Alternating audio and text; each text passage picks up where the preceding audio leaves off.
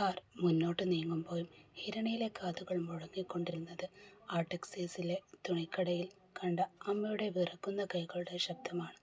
ഒരു കാലത്ത് നാട്ടിലെ വലിയ മനയിലെ മകളായി പ്രതാപത്തോടെ നടന്നിരുന്ന തൻ്റെ അമ്മ ഇന്ന് മറ്റൊരാളുടെ കടയിൽ തുച്ഛമായ ശമ്പളത്തിൽ തുണി മടക്കി വെക്കുന്നു. ആ ദൃശ്യം അവളുടെ ഹൃദയത്തിൽ ഒരു വാൾമുന പോലെ കീറിമുറിച്ചു. താൻ വരുത്തിവെച്ച വിനകളാണ് തൻ്റെ അച്ഛനെയും അമ്മയെയും ഈ ഗതിയിലാക്കിയതെന്ന തിരിച്ചറിവ് ഹിരണിയെ തളർത്തി. വിങ്ങുന്ന നെഞ്ചോടെ അവൾ പുറത്ത് കാഴ്ചകളിലേക്ക് നോക്കിയിരുന്നു. കണ്ണുനീർ തുള്ളികൾ അവളുടെ കവളിലൂടെ ഒലിച്ചെറിഞ്ഞ് ചുരിദാറിൻ തുമ്പിൽ വീണു ചിതറി. അവളുടെ മൗനവും കണ്ണുനീരും ശ്രദ്ധിച്ച രാഹുൽ പതിയെ ചോദിച്ചു, "എന്താ ഹിരണി, നീ എന്തിനാ ഇങ്ങനെ കരയുന്നത്? ആ കടയിൽ വെച്ച് എന്തെങ്കിലും പറ്റിയോ നിനക്ക്?" ഹിരണി മറുപടിയൊന്നും നൽകിയില്ല. തൊണ്ടയിൽ എന്തോ കുരുങ്ങിയതുപോലെ അവൾ ശ്വാസമടക്കി പിടിച്ചു നിന്നു. അവിടെ തുണി മടക്കിക്കൊണ്ടിരുന്ന എൻ്റെ അമ്മയായിരുന്നു രാഹുൽ എന്ന് ഉറക്കെ വിളിച്ചു പറയാൻ അവളുടെ നാവ് വഴങ്ങിയില്ല. തൻ്റെ ദാരിദ്ര്യവും മാതാപിതാക്കളുടെ നിസ്സാവസ്ഥയും രാഹുലിന് മുന്നിൽ വെളിപ്പെടുത്താൻ അവളിലെ അഭിമാനം അനുവദിച്ചില്ല. അവൾ കണ്ണുകൾ തുടച്ച് ജനൽ ചില്ലയുടെ ദൂരത്തേക്ക് നോക്കി. പ്രണയം എന്ന പേര് താൻ തുടങ്ങിയ നാടകം സ്വന്തം കുടുംബത്തിനെ തന്നെ ചുട്ടെരിക്കുകയാണെന്ന് അവൾ ഭീതിയോടെ തിരിച്ചറിഞ്ഞു. അപ്പുറത്ത് രുദ്രൻ്റെ കാർ അവരെ മറികടന്ന് മിന്നൽ വേഗത്തിൽ പാഞ്ഞുപോയി. ആ വേഗതയിൽ ഒരു വലിയ തകർച്ചയുടെ സൂചനയുണ്ടായിരുന്നു. താൻ ചെന്നുപെട്ടിരിക്കുന്നത് രാഹുലിൻ്റെ പ്രണയത്തിലല്ല, മറിച്ച് പ്രഭ എന്ന രാക്ഷസിയ കുടിലതന്ത്രത്തിലേക്കാണ് ഹിരണി അപ്പോഴും അറിഞ്ഞിരുന്നില്ല. ആ നിമിഷം കണ്ണാടി ചില്ലുകളിലൂടെ രാഹുലിൻ്റെ കണ്ണുകൾ രുദ്രൻ്റെ കാറിന് നേരെ നീണ്ടു. രുദ്രൻ തന്നെ നോക്കുന്നുണ്ട്. അവന് ഉറപ്പായിരുന്നു, തൻ്റെ ബോസ് വിവാഹം കഴിക്കാൻ ആഗ്രഹിച്ച പെണ്ണാണ് കൂടെയുള്ളത്. ഹിരണിയെന്ന് അവന് നന്നായി തന്നെ അറിയും. എങ്കിലും ഹിരണിയെ കൈവിടാൻ രാഹുൽ തയ്യാറായിരുന്നില്ല. കാരണം ഈ നാടകത്തിൽ തിരക്കഥ എഴുതിയത് മറ്റൊരാളാണ്, രുദ്രൻ്റെ ചെറിയമ്മ പ്രഭ. രുദ്രനും ഹിരണിയും തമ്മിലുള്ള പ്രണയം പൂത്തുലയുന്ന പ്രഭയുടെ ഉറക്കം കെടുത്തി. രുദ്രന് ഒരു അവകാശി ജനിച്ചാൽ ഇന്ദ്രനീലത്തിലെ സർവ്വസ്വത്തും ആ കുഞ്ഞിൻ്റെ പേരിലാകുമെന്ന ഭയം അവരെ വേട്ടയാടി. അതേസമയം ആശുപത്രിയിലെ ICUവിൽ മുന്നിൽ തകർന്നു നിൽക്കുകയെന്നു രാഹുൽ. അമ്മ കല്യാണിയുടെ അവസ്ഥ അതീവ ഗുരുതരവുമായി. പണമില്ലാതെ എന്തു ചെയ്യണമെന്ന് നിൽക്കുന്ന രാഹുലിന് മുന്നിലേക്ക് പ്രഭ ഒരു വിഷപ്പാമ്പിനെ പോലെ കടന്നു വന്ന നിമിഷം. "എന്താ രാഹുൽ, അമ്മയുടെ അവസ്ഥ കണ്ട് പേടിച്ചു പോയോ നീ?" പ്രഭയുടെ വാക്കുകൾ സഹതാപമല്ല, മറിച്ച് പരിഹാസമായിരുന്നു. "മാഡം, അമ്മക്കൊരു സർജറി വേണം. ഒരുപാട് പണം വേണം. എങ്ങനെയെങ്കിലും..." രാഹുൽ കൈകൾ കൂപ്പി. "പണം ഞാൻ തരാം. പക്ഷേ പകരം നീ എനിക്കൊരു ഉപകാരം ചെയ്തു തരണം. ഇന്ദ്രനീലത്തിലെ പടിക്ക് പുറത്ത് നിൽക്കുന്ന ഹിരണിയില്ലേ, അവളെ രുദ്രനിൽ നിന്ന് നീ അകറ്റിത്തരണം. നീ അവളെ പ്രണയിക്കണം, അല്ലെങ്കിൽ പ്രണയിക്കുന്നതായി അഭിനയിക്കണം. രുദ്രൻ്റെ കണ്ണിൽ അവളൊരു ചതിയായി മാറണം." അത് കേട്ടതും രാഹുലിൻ്റെ ഉള്ളൊന്ന് പിടഞ്ഞു. "മാഡം, അത് ചതിയല്ലേ? അവർ തമ്മിൽ..." "ചതിയോ?" പ്രഭു പൊട്ടിച്ചിരിച്ചു. "നിന്റെ അമ്മയുടെ ജീവനാണോ അതോ ആ പെണ്ണിൻ്റെ പ്രണയമാണോ നിനക്ക് വലുത്? ആലോചിച്ച് മറുപടി പറയണം. ഒന്നുകിൽ പണം വാങ്ങി നിന്റെ അമ്മയെ രക്ഷിക്കാം, അല്ലെങ്കിൽ ആദർശം പറഞ്ഞ് നിന്റെ അമ്മയുടെ ശവം കൊണ്ടുപോകാം." മറ്റൊരു വഴിയുമില്ലാതെ രാഹുൽ ആ ചതിക്ക് സമ്മതം മൂളി. പ്രഭയുടെ നിർദ്ദേശപ്രകാരം രാഹുൽ രുദ്രൻ്റെ ഓഫീസിൽ ഉയർന്നൊരു ഉദ്യോഗസ്ഥനായി ചാർജ് എടുക്കുകയും ചെയ്തു. ആശുപത്രിയിലെ നാടകം ദിവസങ്ങളും കടന്നുപോയി. ഹിരണിയും രുദ്രനും തമ്മിലുള്ള വിവാഹം ഉറപ്പിച്ചു കഴിഞ്ഞിരുന്നു. ഇതറിഞ്ഞ പ്രഭ തൻ്റെ അടുത്ത് നീക്കം നടത്തി. കല്യാണി അമ്മയെ ഡിസ്ചാർജ് ചെയ്യാറായ സമയത്ത് പ്രഭ അവരെ രഹസ്യമായി വീണ്ടും സന്ദർശിച്ചു. "കല്യാണി അമ്മേ, നിങ്ങളുടെ മകൻ രാഹുലിന് ഹിരണിയെ ഇഷ്ടമാണ്. അവളും അവനെ സ്നേഹിക്കുന്നുണ്ട്. പക്ഷേ രുദ്രൻ അവളെ ബലമായി കെട്ടാൻ നോക്കുകയാ. നിങ്ങളൊന്ന് വിചാരിച്ചാൽ എൻ്റെ രുദ്രൻ്റെ ജീവിതം എനിക്ക് രക്ഷിക്കാം." പ്രഭ കള്ളം പറഞ്ഞുണ്ടാക്കി. മകൻ്റെ സന്തോഷം മാത്രം ആഗ്രഹിച്ച കല്യാണിയമ്മ ഹിരണിയെ കാണാൻ ആവശ്യപ്പെട്ടു. ആശുപത്രി കിടക്കയിൽ വെച്ച് ഹിരണിയുടെ കൈകൾ കൂപ്പിക്കൊണ്ട് അവർ വിതുമ്പിക്കൊണ്ട് പറഞ്ഞു, "മോളെ, എൻ്റെ രാഹുലിന് നിന്നെ ജീവനാണ്. നീ അവനെ കൈവിട്ടാൽ അവൻ തകർന്നു പോവും. എനിക്ക് വേണ്ടി, ഈ തള്ളക്ക് വേണ്ടി നീ അവനെ സ്വീകരിക്കണം." ഹിരണി സ്തംഭിച്ചു നിന്നുപോയി. താൻ ജീവന് തുല്യം സ്നേഹിച്ച രുദ്രനെ ഉപേക്ഷിക്കാൻ അവൾക്ക് കഴിയില്ല. പക്ഷെ ആ അമ്മയുടെ കണ്ണുനീരും രാഹുലിൻ്റെ നിസ്സാവസ്ഥയും അവളെ തളർത്തി.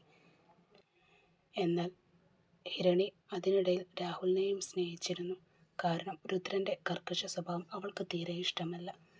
അതിനിടയിലാണ് ഹിരണിയെ ഞെട്ടിച്ചുകൊണ്ട് പ്രഭ അടുത്ത ഭീഷണിയുമായി എത്തിയത്. "രുദ്രനോട് സത്യം പറഞ്ഞാൽ നിന്റെ അച്ഛനും ഈ കല്യാണിയമ്മയും പിന്നെ ജീവനോടെ ഉണ്ടാവില്ല." അവൾ വെല്ലുവിളിയോടെ ഹിരണിയോട് പറഞ്ഞു. "ഞാൻ നിനക്ക് അതിന് 25 ലക്ഷം രൂപ തരുന്നുണ്ട്.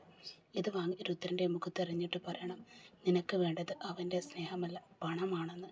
എങ്കിൽ മാത്രമേ അവൻ നിന്നെ വെറുക്കൂ." രുദ്രനോടും അവൾ 50 ലക്ഷം അപ്പോഴും വാങ്ങിയിരുന്നു. കാരണം രാഹുലിൻ്റെ നിസ്സഹായാവസ്ഥ ആലോചിച്ച്. അവൻ കൊടുത്ത 50 ലക്ഷം അവൻ കല്യാണത്തിന് ഡ്രസ്സ് മാറുന്നതിനിടയിൽ അവൾ ഒരു കത്ത് അവിടെ എഴുതി വെച്ചു. ഹിരണ്യ 50 ലക്ഷം രൂപയുടെ ചെക്ക് അവളുടെ കണ്ണുകളിൽ നിറയുന്നുണ്ടായിരുന്നു. പക്ഷെ ആ സമയം അവളുടെ മനസ്സിൽ രാഹുൽ മാത്രമായുണ്ടായിരുന്നുള്ളൂ. രുദ്രനെ അവൾ മറന്നുപോയി. എങ്കിലും വാക്കുകളിൽ അവൾ കാഠിന്യം വരുത്തി. രുദ്രൻ, എനിക്ക് നിങ്ങളെ വേണ്ട. എനിക്ക് വേണ്ടത് ഈ പണമാണ്.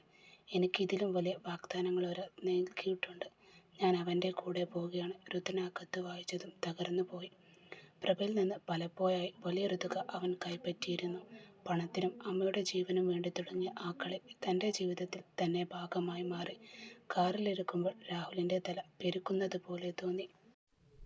രുദ്രൻ്റെ തീക്ഷണമായ നോട്ടം തൻ്റെ കരിയറിനും ജീവിതത്തിനും ഭീഷണിയെന്ന് അവൻ തിരിച്ചറിഞ്ഞു. ഏത് നിമിഷവും രുദ്രൻ്റെ ഭാഗത്തു നിന്നൊരു പ്രത്യാക്രമണം അവനുണ്ടാകാം. ഇവിടെ അധികകാലം തുടരാനും കഴിയില്ല, അവൻ സ്വയം മന്ത്രിച്ചു.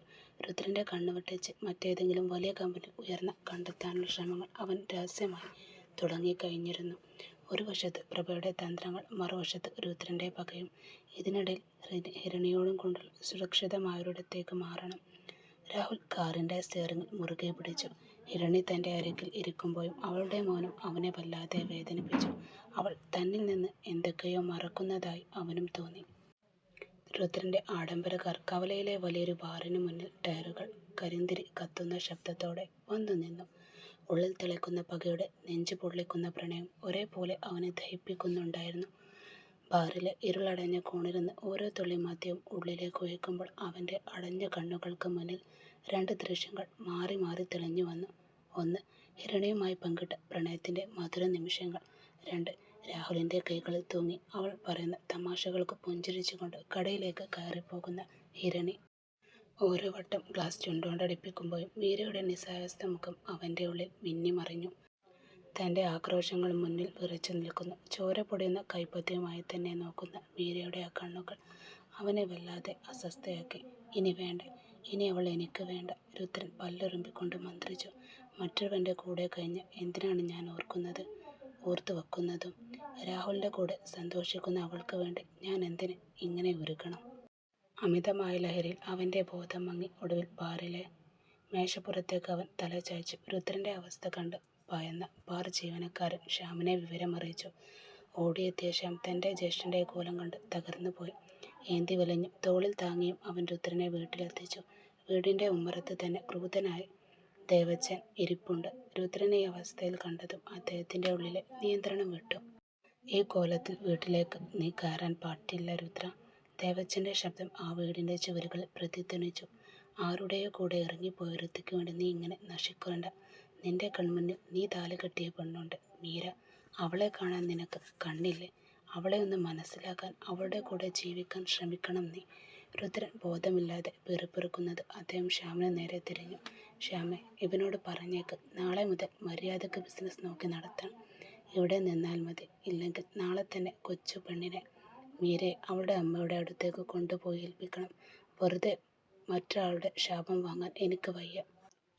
ഒന്നെങ്കിൽ അവളെ ഭാര്യയായി കാണണം, അല്ലെങ്കിൽ അവളെ ഈ നരകത്തിൽ നിന്ന് അവൻ മോചിപ്പിക്കണം. നാളെ ഒരു തീരുമാനം ഉണ്ടായില്ലെങ്കിൽ ഞാൻ ഇതിൽ തന്നെ ഇടപെടും. അവനോട് പറഞ്ഞേക്ക് നീ.